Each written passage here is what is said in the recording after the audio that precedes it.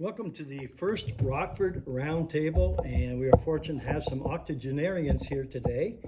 And very thankful that they're here. We do appreciate you guys coming. And before I even go on further, I'd like to thank our Vice President up here, Brad, now for not only videotaping, but he is truly our technology guru. So, Brad, we appreciate you a lot, believe me.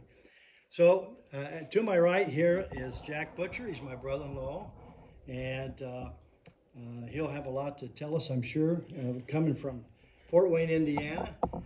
We have Dan Henkle here. Dan's been a staple all of his life here in Rockford. And we have to my left here Marlene Roebuck. Marlene's got, I'm sure, a lot of things to share as well as Norm VanTilburg, who's kind of been in and out of the community, but you can offer a perspective that these people can't offer, Norm, as someone that came in there. Yeah, I think you offer a great deal. You always do.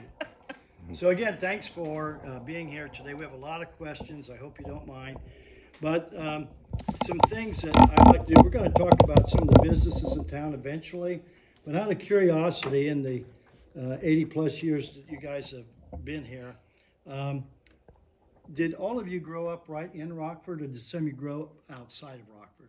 No, right here. You grew up here, right here. And Norm, you grew up with the Neptune? Where did you grow up? Salina? Mendon? Salina, Mendon. halfway between Salina and Mendon, Okay. around Neptune. Okay. Yeah. So you have a different perspective of Rockford simply because you lived outside, but I'm sure you made lots of trips here for sure.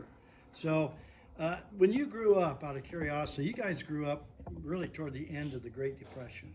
You know, when you start growing up, you're young, but how was it growing up in your early years? So, I mean, was your life difficult?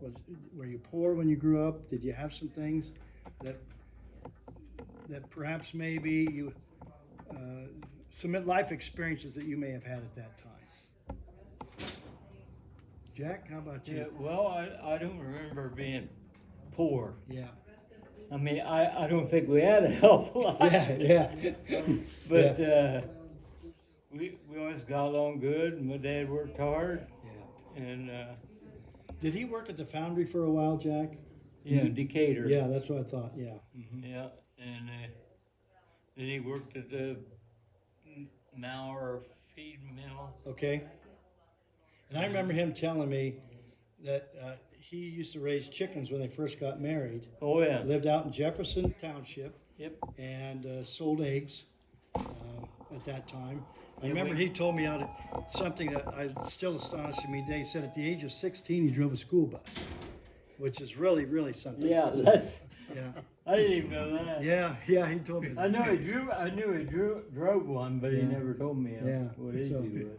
Yeah, he had a lot of neat stories, and of course he passed away at 101, which was just something in itself, because his whole family lived really long lives. So, yeah.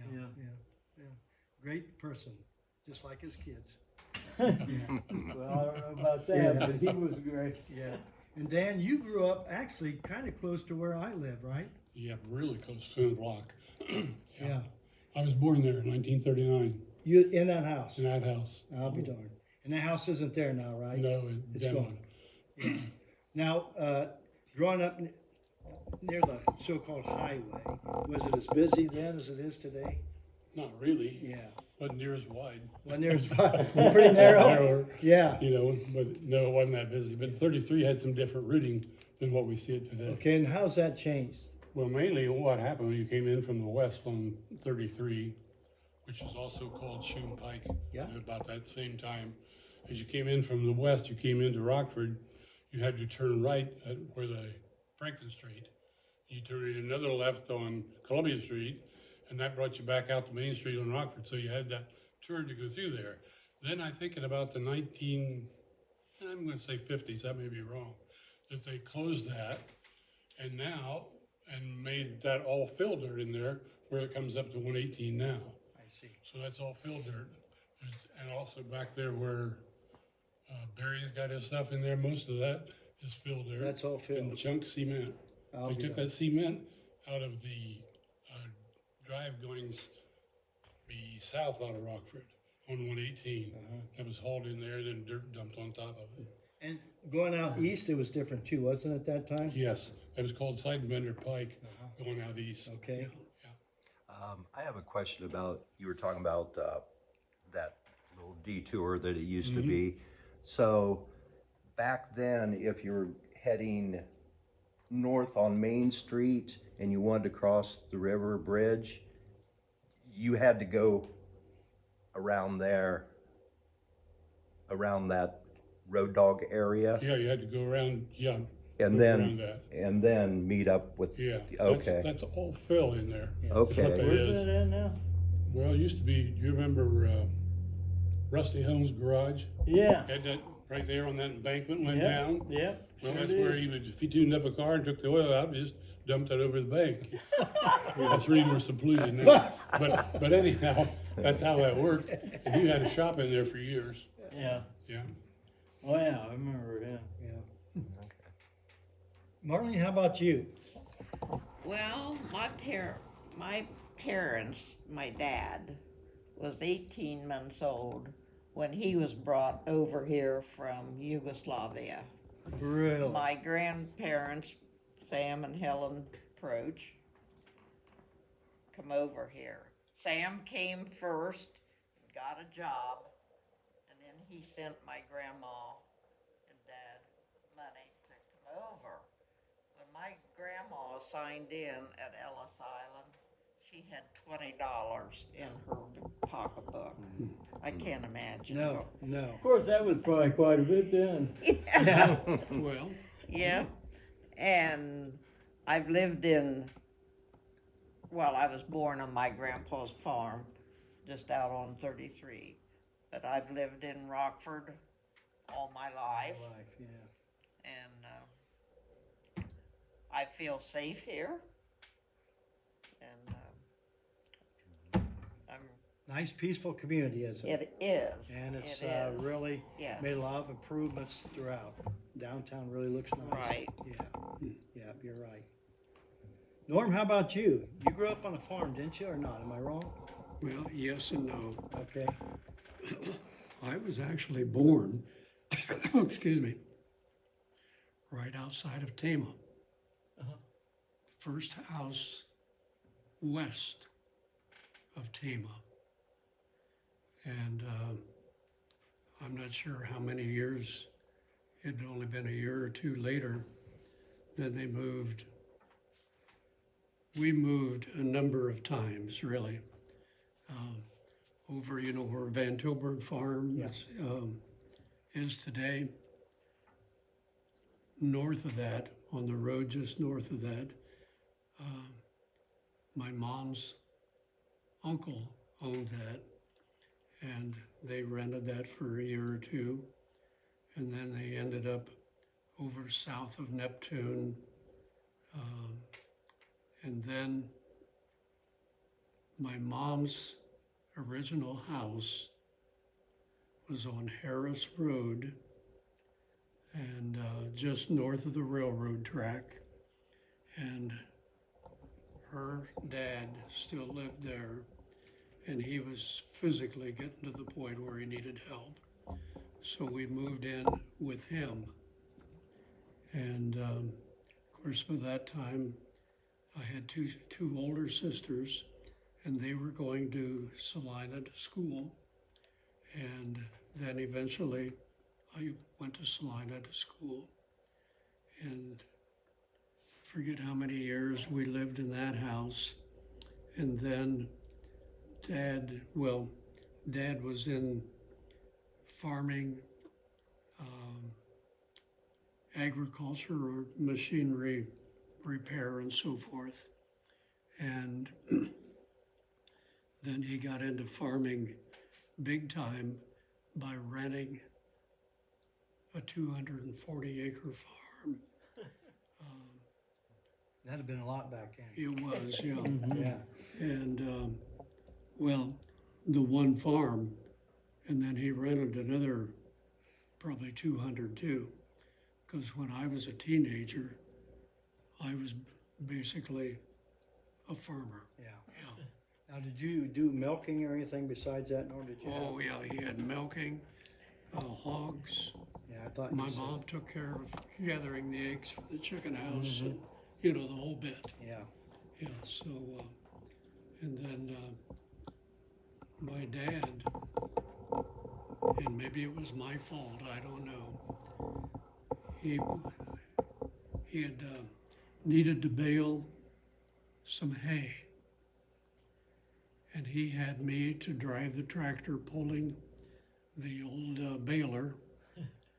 And he said, pull it just fast enough that the motor on the baler, you can hear it pull down when Yeah, it was kicking out. when it goes through the makes the bale. And I guess I drove that, and he was on the wagon loading and so forth. Guess what happened that night? He had a heart attack. So we got out of farming for a while. We were still in the Salina area. And then he rented a farm, or actually bought a farm just north of Mendon, and got into farming more and so forth. And that's the reason I ended up in school and graduated from Mendon. Okay. Yeah. Okay. Yeah, that's interesting. Now, I just want to ask you guys, Jack, did you ever go to Jefferson School or not? That one-room schoolhouse? Yeah, That's what I thought. I Yep. remember Gail saying that you guys might have started out there, yeah, which doesn't exist anymore. yeah. But do you remember anything about the school or? Well, I remember, it was on the second floor and they, had one of those tube slides from the second floor. Yeah. Yeah, for emergencies? Yeah. Yeah. And then they made us go down that several times. Oh, So really? yeah, so you knew what was going on. Tell me, was it scary or fun? I thought it was fun. Yeah. Yeah. Yeah, I remember. But yeah, Jefferson was a great place. I remember there's a story in the Decatur Daily Democrat that was written about Gail, your dad, and how he was a great basketball player. He had Jefferson, Oh yeah. and how he outscored the other team. He doubled the score the other team had. But he invited me to the nursing home one time and have lunch with him. And I sat down and he said, "You mind if these guys join us?" And I said, "No, that'd be great." They were in their mid-90s, and those three guys were 3 of the 5 starters on the basketball team. I'll tell you, I wish I could have recorded that. That was just Yeah. awesome, you know? Yeah. That That was- would have been great. yeah, it would have been just perfect. Yeah, yeah. Well, where was Jefferson? Kind of out by Chat. After Geneva. Was it actually in Indiana? Yeah. Yeah, my mom went to school out there. Did she really? Yeah, yeah, I think so. yeah. It was kind of close to Geneva. Yeah, but it was in Indiana, wasn't it? Oh yeah, Yeah, definitely. I bet that's interesting. It wasn't that far from the Ohio line. Yeah. Yeah, I know Gail talked about that a lot. And like I said, I got to meet those other basketball players. That's pretty cool. Matter of fact, we have a picture of that team at the house. I think you have one too, I believe. Yeah, I might add. Yeah, I think you do. Dan, how about you? Do you always go to school in Rockford here? Yeah. Now, did you walk to school? And was it uphill when you walked and uphill when you come home? Well, both ways. Until I got old enough I could run the bicycle, and I did that. And when I got old enough I could drive a car. We didn't have one. Yeah. So, but yeah, that's how I got to school, mostly on my feet. Uh-huh. But Mom was there every day because she was a cook at school Oh, and did Yeah. that for years and years and years. And she'd walk that half mile from our house to the school and back home. And that's when they didn't do everything in the microwave. They had big crocks. It was like soup or whatever they were fixing for the day. And nobody seemed to go hungry. yeah. There was a lot of government foods then, like cheese and butter and stuff. And in the locker there were things, and they could use that for their noon lunches. I see. Do you think that might have been depression related, that they started helping families out in schools? Something like that. And it was after the Depression. Yeah, actually, that's what I because mean, was even about afterwards. 39 or so, about Yeah. the time I was born. Yeah, But anyhow, she worked there a long time, yeah. served a lot of kids, and she enjoyed her work. She served me.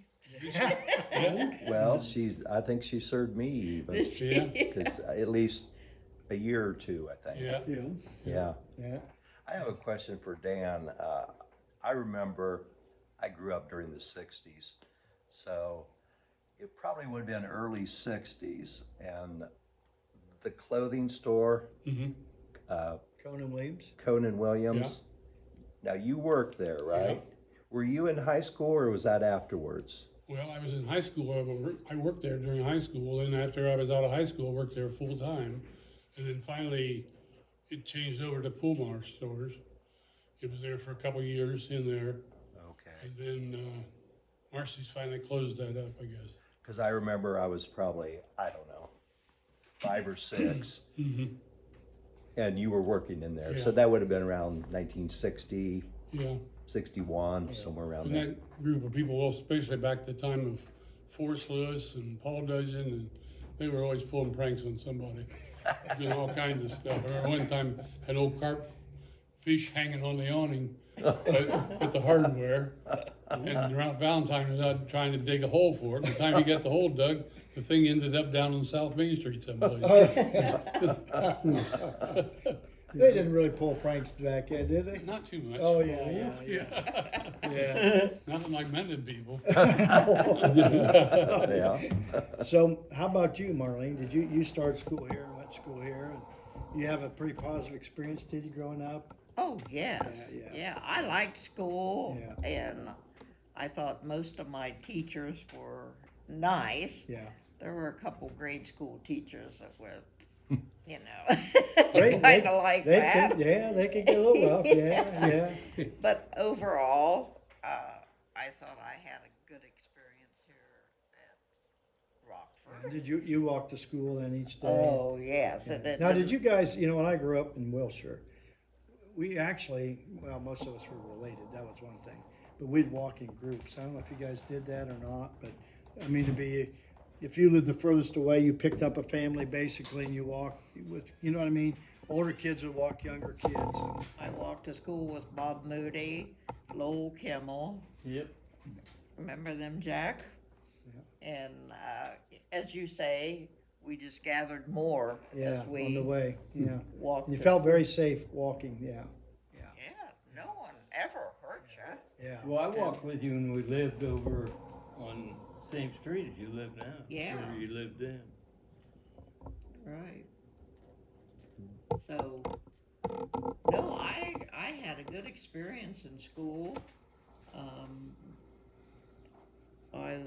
Now, at that time, did they have girls' sports at that time? No, But they did have girls' sports at some time in there, right? we played volleyball, but you could only play half court. I see. Yeah, but in those days, we played some girls basketball over here because I helped coach them. Okay, And even though I was in high school, really? Because I uh, remember talking about some of the girls that were actually pretty good players. but they had 3 players at one end and 3 players at the other end. Oh, Offense and defense. yeah. Yeah, Boy, that's changed, hasn't it? Oh, Goodness yeah. gracious. Wow. and Did they have a jump ball after each basket then, Jack, at I that think time? so. I'm not. I won't. Say for sure, yeah. No. I think so. But I had a lot of fun. We get down there. My lunch hour was spent running them back and forth on the gym. You probably had fun doing that, didn't you? Oh, I did. Yeah. I liked it. Did they have intramural sports? I don't know if Marlene played or not. I don't think I did. See, when I Di- played volleyball. Okay. I remember Yeah. playing volleyball. See, when Deb played, they didn't have organized sports. She played GAA ball at that time. Yeah. Girl. Now, Norm, you was here when they started high school sports, weren't you? As principal? 74, yeah. Yeah. That's when they restarted it. They had it back Prior in the to. 20s, I know. Yeah, yeah, We've got pictures of yeah. The teams. girls' teams and Yeah, so forth, right. yeah. Mhm. So, how about you, Norm? When you grew up, you probably rode the bus all the time, didn't you? To get to school. It just about the whole I was time, going to yeah. say you're out in the country. Out in Yeah. the country, yeah. School buses, probably as comfortable as they are today. I mean, Oh, yeah. Oh, yeah. yeah. I remember one of them in the wintertime. I would sit on the front seat right behind the bus driver, And at times, I would actually turn around and sit on the heater right beside him. Yeah, when I was a little, I can see Little that, time, yeah. I'd probably do that. Yeah, You know, I look back, and I don't know if you guys ever had the experience. Yeah, I was unusual because people my age typically didn't experience, but we had outhouse until I was probably 7 or 8, and we always worried about the S's: spiders, snakes, sewer rats, and splinters. You know, those are the things that you. But the ditch we lived on, and it's funny because this is how EPA has changed things, but the tile would run right in that ditch, and that ditch was as black could be, and everybody on that ditch ran their outhouses in there. yeah. And it went right in the St. Mary's River. And I'm telling you what, in the summertime, it would smell so bad. And if you hit a bowl in there, you had to go get it out. Nobody's gonna get it out for you. I mean, it was really, really bad, but that's how things have changed over the years, you know. And then I remember, well, they used to have the catalogs, Sears catalogs. It was your toilet paper, you know, at that Pretty time. slippery. Very slippery, right? Yeah, yeah. So things have changed an awful lot at that time. Your first car. What was your first car? Jack, you remember your first car? I remember mine. I had 35 Ford. Okay. Yeah, and I loved it. Yeah. Wish you had it back, huh? Yeah. Dan, how about you? How about for what? First car. Well, first car, Yeah. paid $499 for it. It was a 1951 Chevy, 51 Chevy. two-door. Was it brand new? No, it had 40,000 miles on it. Okay. Bought it off of Darce Robbins. Oh, Right here up in town, yeah. Robbins, Yeah, Robbins. right. Yeah. Marlene, what was your first car? Well, it was my dad's, his 1936 blue Ford, had the gear shift on the floor, Oh, yeah. and he bought it up at Lloyd Motor Sales. Lloyd's. So you guys helped out this town in all kind of ways. Still doing it. Yeah, yeah. And that's one thing. John Lloyd, with my grandparents being from Europe, and we were, you might as well say, migrants, John Lloyd helped our family. And so consequently, everybody bought Fords. Oh, okay. Yeah, sure, sure. You know, if you ever watch old episodes of Andy Griffith, almost all of them are Fords in that, because the Ford Motor Company supplied the vehicles. So take note of that sometime. Yeah. Little Andy Griffith trivia. Andy Griffith. Yeah, yeah. I see it all day long. Deb loves to watch it. And back in those days, well, even when I was like very young, of course, we had 3 car dealers then. We had Lloyd's Ford Motor Sales, Robbins and Robbins, Riley's Chevy, Andrews, Yeah. Chrysler Plymouth. Yeah. And you know, back then, I mean, you could live your life actually without leaving Rockford. I mean, you had the basic necessities: Sure. Yeah. clothing, groceries, Yes. cars. Yeah. Even Everything. room for negotiating. There you go. But you know, Brad, even like a place like Chattanooga, they were the same way. They had Wendell's, Yep. Yeah. the Pontiac dealership out Yep. there, and it was one of the bigger dealerships, I think, in Ohio. Oh, And yeah. of course, they had the elevator, but they had the restaurant, and they had a food store there, and so on and so forth. I mean, it was a thrive, and they had the first lighted baseball field in Mercer County, Oh, did in you? Chattanooga, yeah. Besides, they also had the very first professional baseball player in Mercer County. Really? Bruno Betzel played for the Cardinals from 1914 to 1918. Huh. Yeah, so just a little piece of Don't remember trivia. that. Yeah, yeah. Yeah. Well, his family moved from there to Salina, Uh-huh. and so he is actually buried at the North Grove Cemetery over there. Yeah, so. Anyway, Norm, how about you? What was your first car? It was a 49 Mercury. 49 Mercury. Yep. Bought it over at Mendon. And Drake and Schaefer. I drove that thing even after we were married. Still drove that well. She drove her, what'd she have, a 60, 60 Chevrolet. So she drove that, but I still had the old Mercury. Yeah. Yeah. So everybody had a different car, it sounds Yeah. like. Fords, the Chevys, the Mercurys. I could put 50 cents worth of gas in the car and Fill it up. drive all evening. Drive all day. Yeah. Yeah, gas prices have certainly changed over that time period. haven't Yeah, I put $50 an hour today. they? Don't take much, does it? Now, Jack, you worked at the press for a number of years, and your dad, of course, did too. And did Jim also work there? Also, Jim, I think maybe. He might have Yeah, I think some. so. So was that your first job, or what did you do? Well, I think it was close to my first job. Uh-huh. And I worked there quite a while, and Yeah, that's you what did. that's what I loved, was Yeah. printing. And for those you don't know, Jack owned New Haven Print and Copy for years, and has turned it over to his sons. Randy's here, as a matter of fact, and Steve.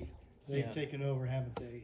Which has really done well for you guys. Haven't it? Oh, yeah, it's amazing. Yeah, but you've had to change with technology, haven't you? Oh, yeah. Yeah. Different when you had the old linotypes.